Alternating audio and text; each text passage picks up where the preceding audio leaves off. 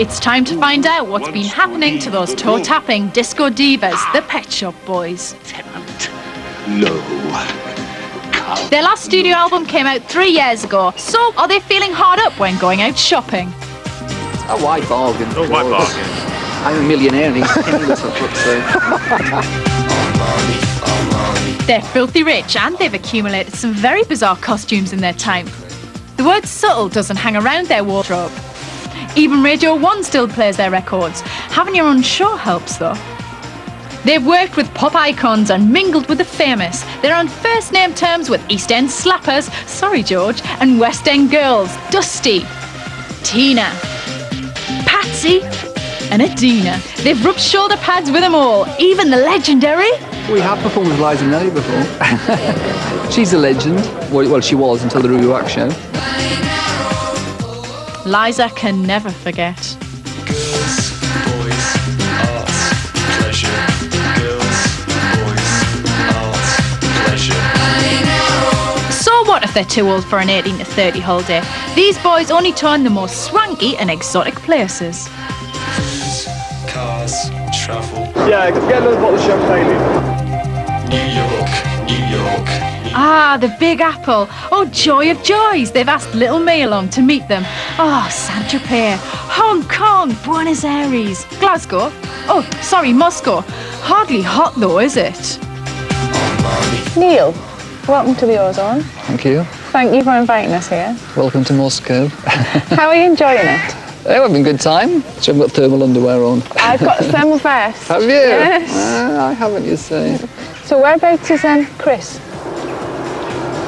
Chris is in Las Vegas to see the World Championship fight between Mike Tyson and Frank Bruno. And I'd always put pleasure before business. So he's enjoying a very different climate than I don't think he'll be having any snow. It's about -10 now, isn't it? Yeah. It is cold in Moscow, thanks Chris. But I hope you're not getting too hot under that collar watching the boxing. So, who've you got your money on? Tyson. Chris seems to enjoy a bout of fisticuffs. It's a hard life, but someone's got to do it. I do my bit. God, I just can't believe I'm here. It's just so fantastic, isn't it? It's beautiful, St Basil's Cathedral. But of course we've done all this before on the Go West video. So I've got somewhere else I'd rather go. Come on then, let's go. Neil's gone east again to record some backing vocals, and today he's off to do some interviews and meet the media.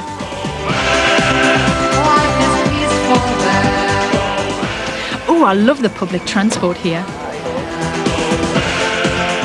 The bloke in the black leather jacket letting us in is our Russian minder. He's always 3 steps behind, following Neil everywhere. And I mean everywhere. But don't tell Chris that.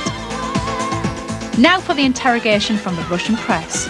Originally I wanted the Red Army Choir, but the Red Army Choir have a deal with the rock group, the Leningrad Cowboys, and that's the only group that they will sing with. So we had the services of the Moscow Men's Choir.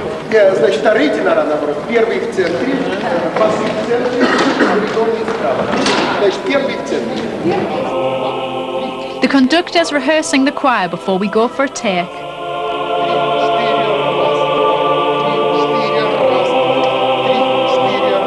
Don't fancy yours much, Neil.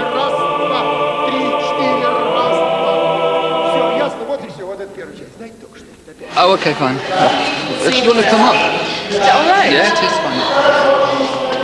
We're going upstairs to the control room to nail that babushka.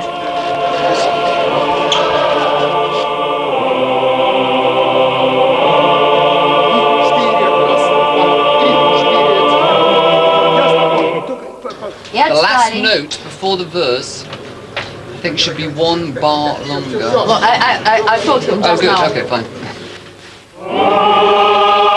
When we take it back to London, we may actually put it on hard disk and shift it a little bit in the computer to get the timing absolutely spot on. But we want it to be absolutely right.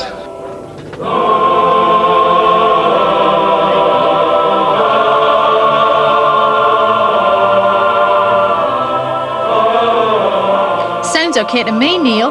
Don't look so worried, pet.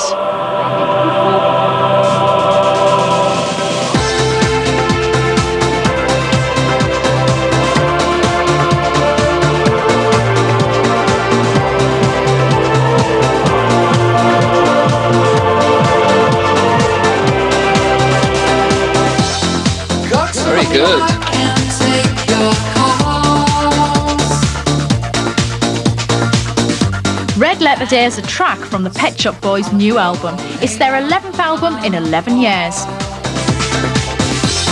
They've notched up 21 million sales worldwide since West End Girls first shot them to the top of the charts. So what's the secret of their success?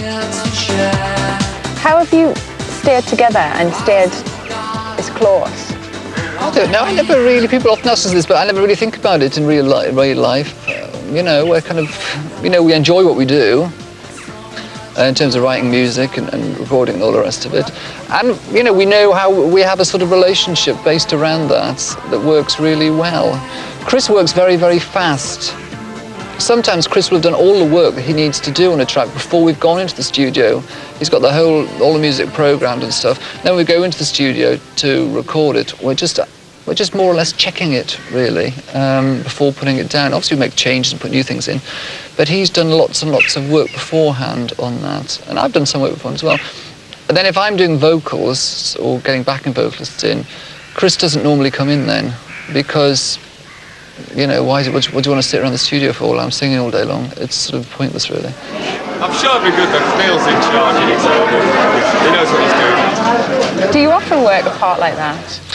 Yes, in fact, I got them to book the choir this week because Chris has had it booked for months to go to the championship fight. And there was no need for us both to go there to the recording of the choir. I mean, it would have been inconceivable for me not to even have come, really, just to have approved the sort of arrangement and sent Bob, the engineer, over to record it. But obviously I wanted to just to hear it and just to check it was all right. And also, of course, it's a good excuse for me to come to Moscow as well. What are you going to call the new album? I mean, what gave you the idea for the title? I'm glad you asked me twice. You see, I'm a bilingual. I think it's a very different sounding album for us, this one. When we started writing it last year, we'd just been on tour in South America, and we were quite influenced by some of the samba music we heard in Brazil. And so we decided to write a track using those kind of samba rhythms. The first song goes, Hay una discoteca por aquí, which means, is there a discotheque near here? Actually, we wrote that song in New York, in fact, originally. And I had a Spanish-English phrase book, and the chorus goes, it sounds great, te quiero. Entiende usted? Dígame, ¿cuánto tiempo tengo que esperar? Because I don't speak Spanish at all. And all the phrases came from the phrase book, but it's nice. It means, I love you, do you understand? Tell me, how long must I wait?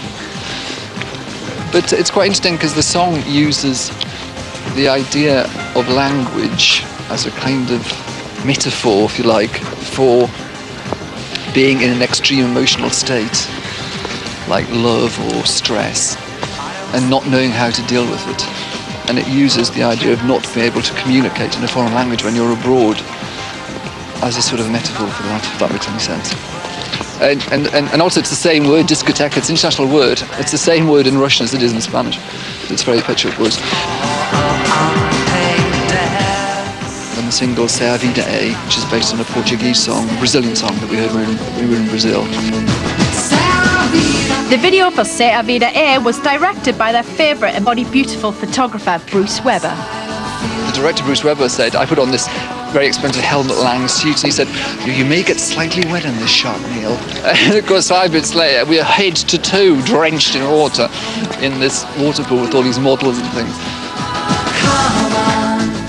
I think we deliberately decided to do something that was more international in its music approach. And for us, making it, it made it very enjoyable just to take different kinds of music and kind of weld it into Pet Shop Boys record. The Pet Shop Boys have been busy over the years producing hits for a bunch of other top pop stars. Collaboration. Do you enjoy producing? Yes, I do. Sometimes it's a bit boring, you know, because it takes a long time, but I do, though. I always like hearing other people sing a song we've written, like when Tina Turner sang Confidential. It was great, because we'd written it for her, and then finally she was singing it. And I just thought it sounded great. I want to work with those guys because I like the energy in that music. Tina Turner recorded Confidential for her latest album, Wildest Dreams.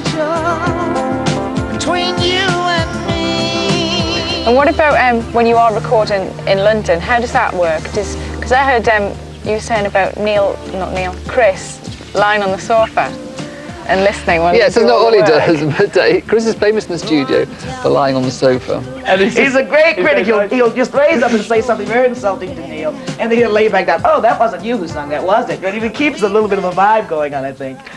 Sometimes you think he's asleep. This is when, if you're spending ages programming something or stuff like that.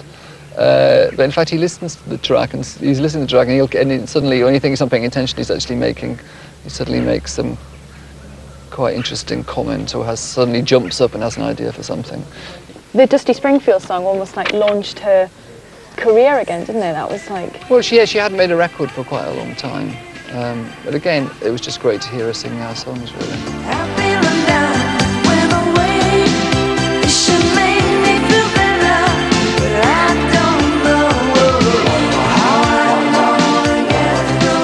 I think people sometimes think that we actually we kind of offer to do productions and stuff for people. In fact, what happens is people tend to ask us. Thank you, everyone. They produced Boy George singing the title music from the film The Crying Game. We did the David Bowie Hello Space Boy. I met him at a concert, and I said how much I liked the song Hello Space Boy. Neil asked me if he could mix it because he thought it was a big single. We ended up re-recording it. We're doing quite a lot of work on the song. What we do is we take all the good bits and discard all the rubbish. We sampled all the bits as vocal and we put them in a different order, so the Bye Bye Love bit became the chorus. So bye bye love. And there wasn't a second verse, so we took the words of Space Oddity, and I thought it was good because he had Space Oddities about Major Tom, and then Major Tom cropped up again in the song Ashes to Ashes. We know Major Tom's a junkie. Crown to Major, bye bye Tom. And he phoned up when we were in the studio, and he said, "Oh, how's it going?" I said, "Well, yeah, there's not a second verse, so we've cut up the words of Space Oddity." And there was a long pause on the phone, and he said, "Sounds like I better come into the studio, I think." And I thought, oh my God, we're in trouble. And then he came in, and I'd sung it as a guide vocal for him, actually, to sing again. And he laughed, and he really liked it. It was funny, though, he said, what did he say? He said... Yeah, he said, you've taken my lyrics, cut them up, and had the... Impudence to sing them. Just sing them yourself. And then he realised. He knows these things. He has these secret ears. He will eventually turn to something like Marlene and Dietrich, you know, he'll just be kind of a legend on stage. And what other fab pop tunes have they worked over? And sometimes we've done remixes like The Blur, we did the remix of Boys and Girls, because we liked the song, and it was obviously meant to be a disco record, and we thought you could make a better dance version of it. And they were quite into us doing that.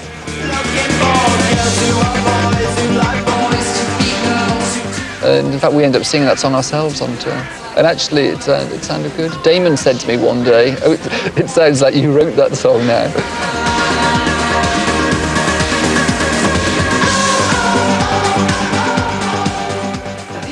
But who have they enjoyed appearing with most? We need some birds to snog. Cue the lovesick rock chicks. Ant and Dec? We liked the programme, and we were invited to go and see their concert by Harvey Goldsmith, the promoter. And we went to see them at the Albert Hall, and when we went backstage afterwards, they said they'd really like it if we did their show. And so we said yes, but I never thought it would really happen. Very funny, Chaz and Dave. Yeah, you don't fool us, you know. Could Ant and Dec be the Pet Shop Boys, the next generation? The makeup and prosthetics are very good, aren't they? Yeah, and the wigs. Have wigs, will travel. These lads do like a bit of a show. They've gone global by touring South America, the Far East and Australia. Are they planning any more? I don't think we'll ever do a huge world tour. We've only ever done one, actually. I think it's a funny situation to put yourself in. I think it can change you as a person. You're at the centre of this huge operation, travelling around the world, and everything's done for you. It all gets a bit unreal. And I think one of the reasons the Pet Shop Boys have lasted so long is that we haven't been one of those groups that endlessly tour. People go to pieces on tour with drugs and all the rest and drink, and And you know, it's yeah, I can see what all the dangers are, and I would rather avoid them. Having said that, we quite like performing. I don't like country and western. I don't like rock music.